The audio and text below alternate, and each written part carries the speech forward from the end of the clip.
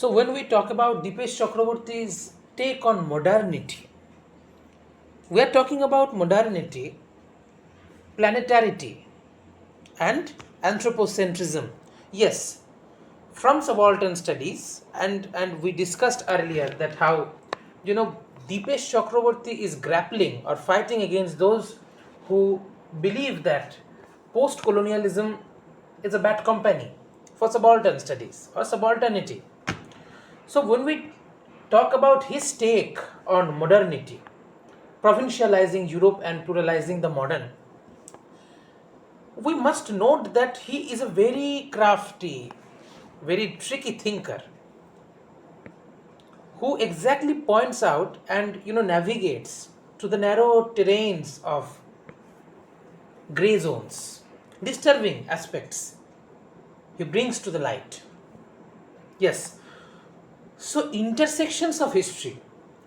Yes, post colonial theory and global studies. In an era where narratives of progress, development, and globalization continue to shape policy, academia, and lived experience, few works challenge us more profoundly than Dipesh Chakraborty's Provincializing Europe, Post Colonial Thought and Historical Difference, published back in 2000. Chakraborty, a leading voice in subaltern studies and post colonial historiography, does not reject modernity overnight or outright. Instead, he offers a nuanced, rigorous critique. Modernity is both indispensable and inadequate when viewed through Eurocentric lenses. His project invites us to provincialize Europe, returning it from its imagined universal status to one province among many, thereby opening space for plural, heterogeneous experiences of the modern. For advanced learners, Chakraborty's framework equips us to interrogate dominant historical methods, rethink categories like capitalism, democracy, and engage non Western life worlds without reducing them to incomplete versions of a European template.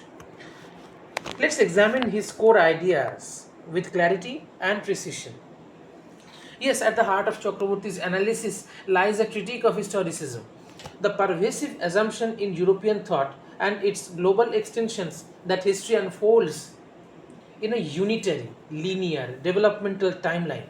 The stagist view persists, first in Europe, then elsewhere.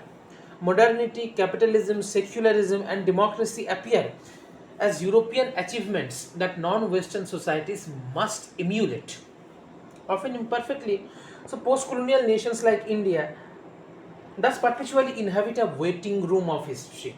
Modern, yet not quite modern enough. So, Chakraborty exposes this as an ideological artifice that marginalizes differences. So, what's happening? So, when we talk of modernity, we think or we, subsume the idea that white Western male is the central character of the story.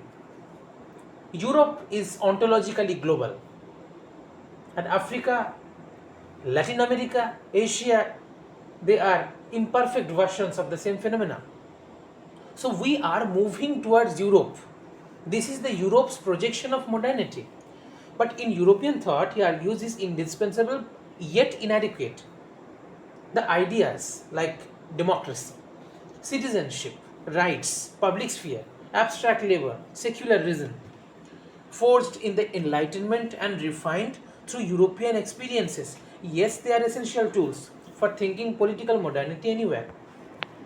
We cannot abandon them, though they prove inadequate for capturing the full texture of life in places like Bengal or say other post colonial contexts where gods, spirits, kinship, and non secular practices actively shape modern institutions, politics, and economics. So, then to translate these life worlds into purely secular, disenchanted categories erase their vitality and agency. So, now a pivotal distinction is Chakraborty's concept of history 1 and history 2. History 1 refers to the universal history posited by capital itself, the abstract global narrative of commodification, wage labor, capitalist transition, echoing Marx. It is the story of progress that seeks to subordinate all human relations to its logic.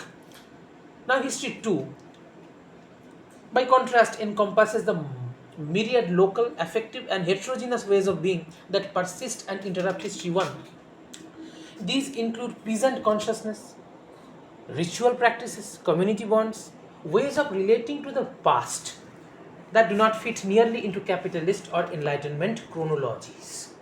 Political modernity in the post colonial world emerges from the tension and translation between these histories, not the triumph of one over the other. Now, this leads to Chakraborty's call to provincialize Europe. Europe here is not merely a continent but a hyper-real, mythical figure, an idealized origin of modernity embedded in social science disciplines. Provincializing it means recognizing that European experiences are particular, not paradigmatic.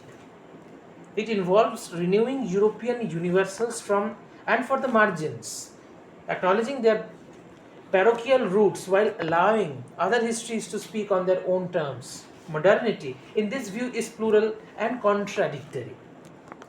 Not a single secular, disenchanted progress, but one animated by diverse human belonging, including the non human and the enchanted. Chakraborty's approach carries profound implications. For historians and social scientists, it demands methodological humility.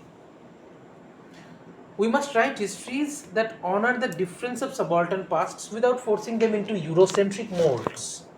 For policymakers and global studies scholars, it critiques developmentalist paradigms that measure the global south against a northern yardstick.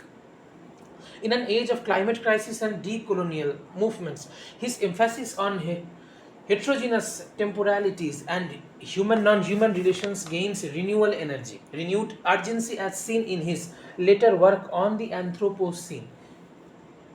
So to conclude, Chakraborty invites us to inhabit modernity critically and creatively. Modernity is not a destination Europe reached first but an ongoing, contested translation across diverse worlds.